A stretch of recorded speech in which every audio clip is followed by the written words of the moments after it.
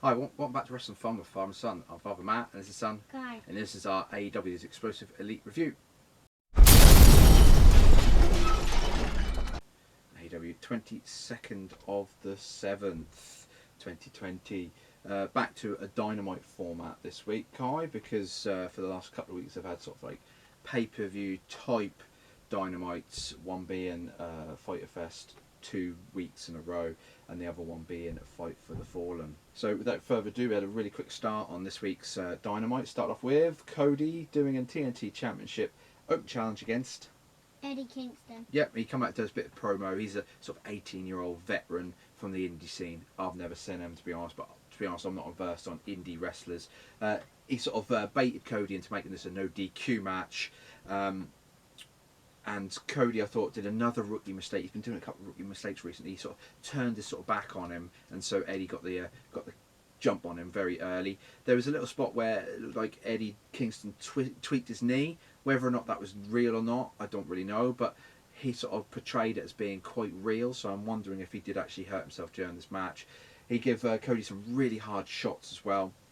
And there was a nice little thumbtack spot from Eddie Kingston when he got the bag, put the thumbtacks all over the ring, and surprisingly, Cody was the one who went into them thumbtacks. Didn't think that was going to happen, but that actually did happen.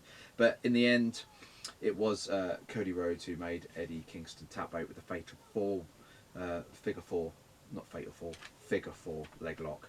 Next match was MJF versus Jobber. Well, yep, MJF versus the Jobber or Griff Garrison.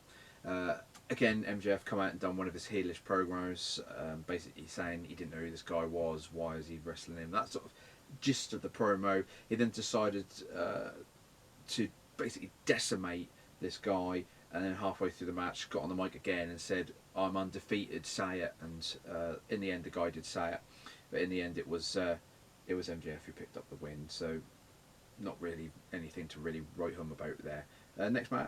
Next was Brian Cage with Taz. Yep, they'd come out to do a little bit of a promo about last week in that Moxley match, where Taz was like, "I've had a difficult week this week. Cage was so close to firing me because of what I'd done." He explained why he threw in the towel, and then only for then Darby Allin to come out. He got a wicked, I don't know what it was, a clothesline from the back from Ricky Starks. He came running out, he smacked Darby Allin in the back of the head. Darby Allin then went into the ropes because he was on the outside of the ropes, and you could see it knocked him out. It knocked him clean out. He went limp.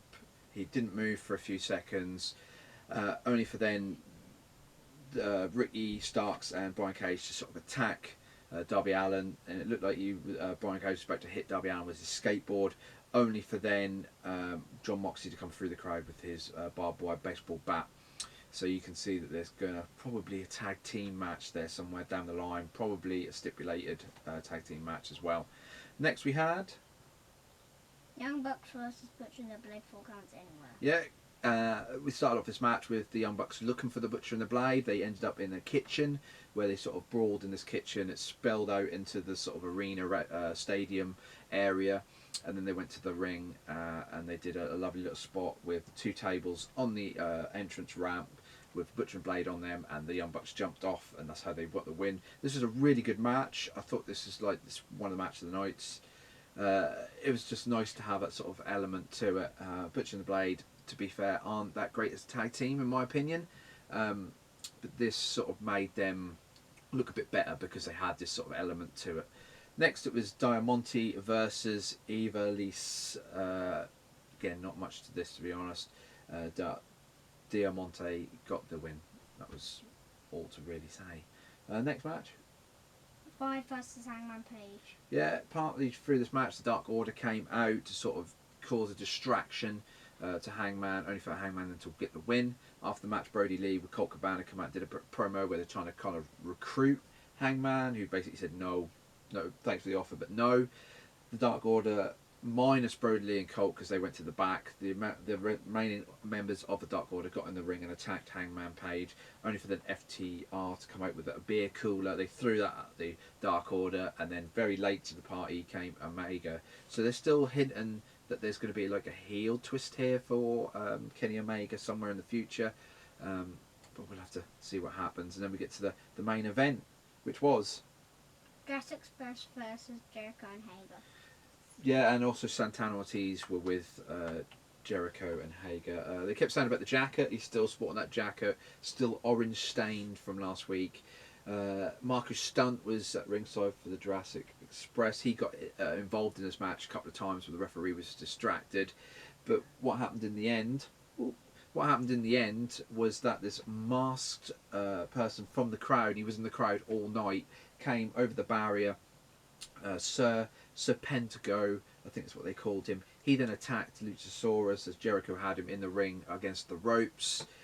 They got the win. The Inner Circle then attacked the Jurassic Express, and this masked person proceeded to help them attack, and they were saying he's the newest member of the Inner Circle, only for them to rip the mask off and it be Sammy Guevara, who's now returned. And I thought maybe this is about the time for him to return. They did say that he'd been on Dark, and I did look, and it was the 15th of July he was on Dark, so a couple of weeks ago. So his suspension, you could say, ended a couple of weeks ago. Quite interesting that.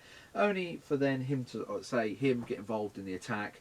Then Orange Cassidy and the Best Friends come out and run off the Inner Circle, and then next week we've got Jurassic Express and Best Friends versus the Inner Circle reunited.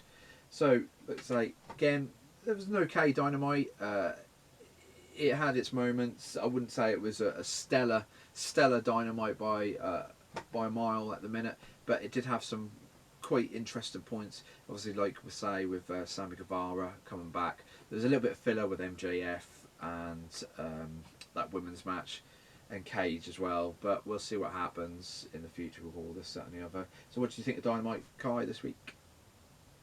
I'm gonna give it a thumbs in the middle. Thumbs in the middle, average. Yes. If you like this video, please like, comment, and subscribe, and we'll see you next week for the next week's Explosive Elite review. So I think we'll leave it there. I'll say goodbye, and say goodbye, Kai. Bye. Goodbye.